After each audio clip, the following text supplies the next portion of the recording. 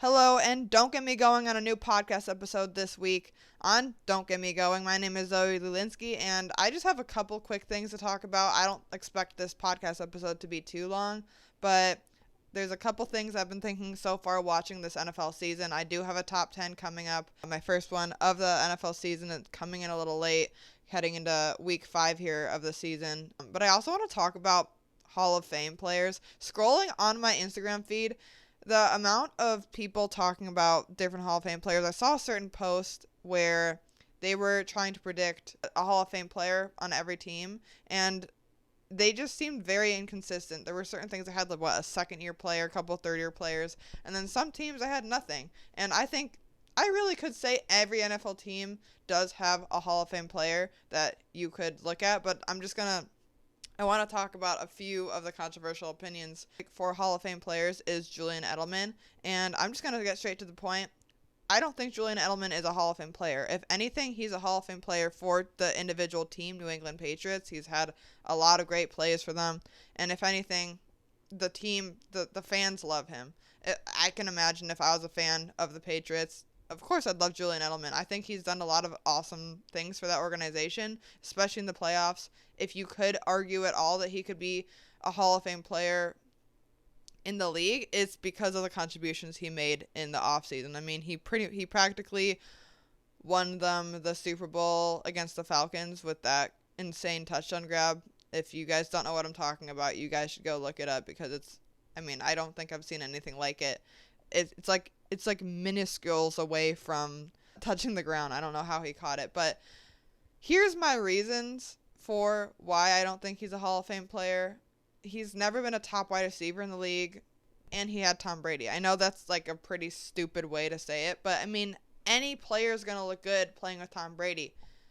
And don't get me wrong, Julian Edelman is great in the postseason. He's third in the postseason, I'm pretty sure, in receptions, which is just insane. I mean, so obviously he has stats there, but I just think for the simple fact that, like, I was alive. I was watching football when he played. I don't think I ever considered him a top wide receiver in the league. It was more so he added help to Tom Brady and the Patriots team. That Patriots team never had, like, insane wide receivers. Like, today you can look at Jamar Chase, top wide receiver in the league. Justin Jefferson, top wide receiver in the league. Puka Nacua, Cooper Kupp at one point. I don't think he ever was in that conversation for most people. And getting into a couple other current players, I think Khalil Mack could very well be a Hall of Famer with the 3 teams he's been with, the Raiders, Bears, and Chargers. He's made 9 out of 11 Pro Bowls, and I think has made a crazy impact for each team he's played for, other than the injuries, especially the one he suffered this year. Russell Wilson, I think, is... Except, I feel like with the more Russell Wilson is playing, he's hurting his Hall of Fame stock, if you want to call it that. I think people, the more we watch him play, are forgetting how impactful he was for the Seahawks. I mean, he was tremendous on that team, especially coming from a late-round draft pick. Won a couple Super Bowls with the Seahawks. I do think he should be a Hall of Famer, just I think he's hurting his stock there a little bit. Luke Kuechly, I think, could be, but I think the main guy people also mention is, like, Phillip Rivers. I don't think Phillip Rivers is a Hall of Famer. He had pretty much no success in the postseason. People are too loose with the term of Hall of Fame player. That's supposed to be, like, the highest of highest standards for every player. And like I mentioned earlier with, like, people predicting who can be in the Hall of Fame or not. I mean, people were predicting CeeDee Lamb and Will Anderson, Bijan Robinson. These all are guys that could very well end up being good enough to be in the Hall of Fame, but they're nowhere near that conversation, and you can't even bring it up for them. They've been good in the league, but not every good player in the NFL is going to be a Hall of Famer. Otherwise, like, what's the point of being a Hall of Famer? If every single good player is like, oh, let's put them in the Hall of Fame. These guys have had some success on their team, and that's pretty much it for some of these guys. I mean, Justin Jefferson can get there. He's had a historically insane start to his career, so I think out of anybody you're talking about, all these young guys, Justin Jefferson can very well become a Hall of Famer, but it's too early. If any of these guys retired right now, none of them would be in the Hall of Fame. You can maybe argue Justin Jefferson just with, like, the stats he's had, but even him, he has not had enough time in the league to at all be considered in the Hall of Fame, in my opinion. A couple of guys that come to mind that are current players that could be in the Hall of Fame are, guys like Lane Johnson, Aaron Rodgers, Mike Evans for all of the 1,000-yard seasons he's had, Bobby Wagner, Travis Kelce. I don't think Tyreek Hill's in that conversation. I don't know about Josh Allen or Lamar Jackson yet. They haven't had much success in the postseason. Von Miller, I think, would be. But I want to know what your guys' opinion is. I mean, getting on that topic as well, Devin Hester had to go through multiple years of trying to get into the Hall of Fame to even get there, and he is easily the best player at his position. I think the argument that he wasn't good on offense is stupid because he's not known for an offensive player. He's known as a special teams player. I mean, teams would kick it out of bounds instead of kicking it to him and giving the Bears insanely good field position every single drive that they have at the 40 instead of kicking it to him. That's the type of impact that you have where, yes, you can go to the Hall of Fame. I mean, he did things. I mean, the amount of kick returners and punt returners there are in the league, and he's really the only guy that has consistently had the impact he had. I mean, Cordell Patterson's good, but nothing is on the standards of what Devin Hester did. So the fact that he wasn't a first ballot Hall of Famer is insane to me. And I think we have to heighten our standards when it comes to who's going to be inducted into the Hall of Fame. But getting into the top 10, Bills I have at 1. I know a lot of people have the Eagles, but and the Eagles continue to find ways to win. I think that's the most important thing in football. However, they have no passing game. I mean, Jalen Hurts was 0-8 in the second half last week in passing, and coming from someone who has some of those receivers in fantasy football, they're not doing anything. They're not doing anything on offense other than, running the ball. They got really lucky the last few weeks with a couple blocked kicks, a lot of really good special teams play. But the Bills, I think the Bills are, they also had some struggles against the Saints, which wouldn't have been expected, but I think James Cook and Josh Allen, these two players are carrying that team. The defense has been solid. James Cook is playing as good as he ever has. At 2, I have the Eagles. So, again, usually a lot of people have them at 1. They're still a great team. I think they're front runners to make the Super Bowl in the NFC for sure. But, again, like I said, they have no passing game. But it's a 3 different level sport with defense, offense, and special teams, and they're showing that their team can do that. They have one of the best defenses in the league, lots of talent on offense. I'm just waiting to see how they get I'm just waiting to see how they get the receivers involved with their offense again. And then at 3, the Lions started out, with the Packers. Obviously, that was subpar to what you expected, but they have scored at least 30 points in all the last 3 games, 52 against the Bears, 38 against the Ravens, and I'm blanking on what exact number last week, but their offense is insane. They're getting almost all their guys involved. The only thing I'd say is maybe try to get Jameson Williams involved a little bit more, but after that 1 week, their offense has not skipped a beat since last season. Yeah, number 3, they beat the Ravens. They're beating some Ravens are the most solid team they beat so far. They beat the Bears, beat the Browns, and lost to the Packers. The Browns did beat Packers. I don't know. But that's a good defense that the Browns have, and the Lions are not slowing down on offense whatsoever. And then at 4, I have the Rams. Matthew Stafford is playing at an MVP level. He's had over 300 yards the last few weeks, 3 touchdowns last week. Then this Thursday game, he looked, again, at having another MVP type of season. Their defense struggled a little bit, though, against the 49ers, especially such a depleted offense. Brock Purdy wasn't in. They missed, I'm pretty sure, their top 3 receivers are out. Their tight end is out.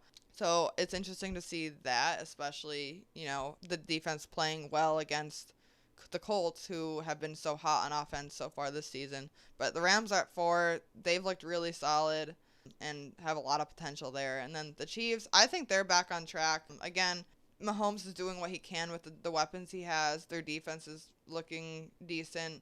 Their offensive line looks pretty solid. I think that's the most influential part for that team right now. But they look to be back on track. They just had a convincing win over Baltimore as well. And then the Buccaneers I have at 6. They pretty much beat themselves last week, I feel like, with the costly fumble with Bucky Irving. and then the special teams plays that the Eagles had, but they still kept it close, and I think they're really good. Emeka Egbuka has looked really, really good as a rookie so far for them as well, and I'm a really big fan of Baker Mayfield. I think he's a top quarterback in the league, and they've all looked really good. Chargers, they had an iffy game against the Giants. Obviously, they lost, but they played the Broncos, Chiefs, and Raiders the first 3 weeks, which is insane, or is interesting that they played like 3 divisional games right away, but they're 3-0 in the division right now. They had a little lackluster play, especially at offensive line. That getting another injury on the offensive line, I think, is what's going to determine where they stay the rest of the year. They're at 7 for me right now. I think they looked really good in the first 3 weeks, and I'm curious to see how they play this week, especially with the hurt offensive line. Packers I have at 8. They looked really good, like I said, in the beginning of the season, but they're 2-1-1 now, tied with the Cowboys at 40-40 last week. It's also interesting to me, I mean, that Packers defense looked so insane, and a lot of delusional Packers fans are comparing their defense to the 85 Bears.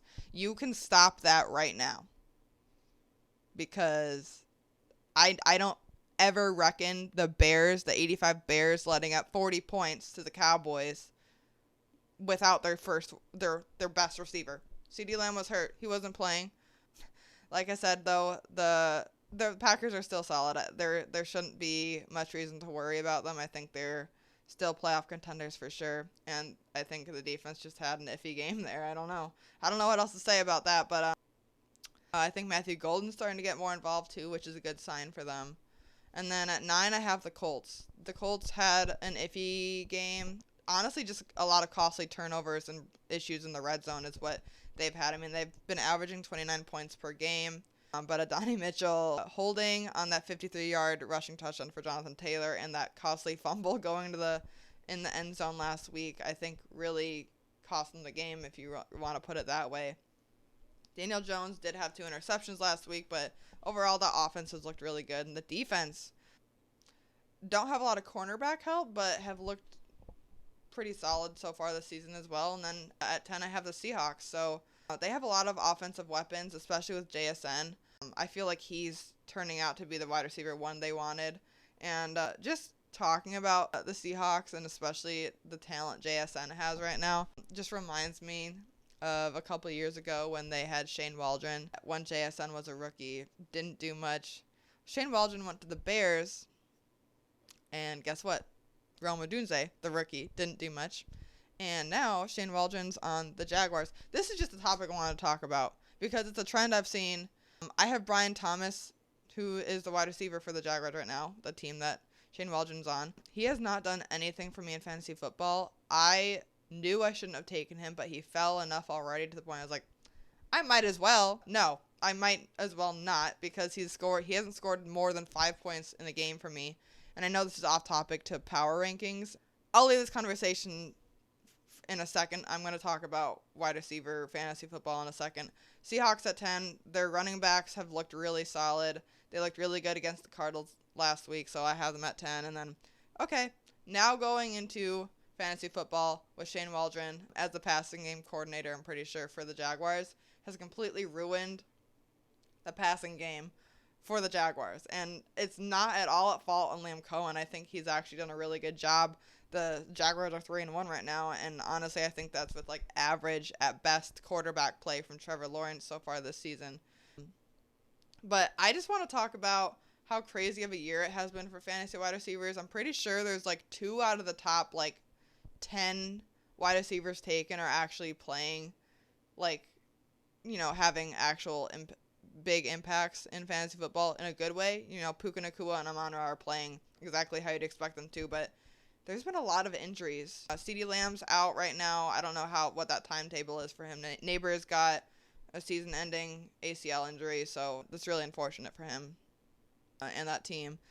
Jamar Chase, he has no quarterback right now, so he's been struggling. Justin Jefferson's been fine. Nico Collins has been fine. And then Brian Thomas has just not performed like you'd expect him to. I thought he was going high in general, like going the first and second rounds, I just don't think is a spot he should have been in. And that he fell to, pick 30 or 40 in one of my leagues, and that's when I took him. And it's honestly been a wasted pick for me so far. Drake London also hasn't performed. McConkey hasn't performed. Quentin Johnston, actually, for the Chargers is what I expected Lad McConkey to be doing. But I just think it's been such a crazy year for fantasy football wide receivers. And in the few leagues I'm in, that has been the crucial factor for me, honestly. I have Drake London in almost all my leagues, and that's been a little bit of a struggle for me. So, yeah, I mean, it's interesting. It's interesting how different the league changes every year, and I'm excited to see how my fantasy team does this week. But anyway, that's really all I have today. Don't get me going, and I'll see you guys again soon.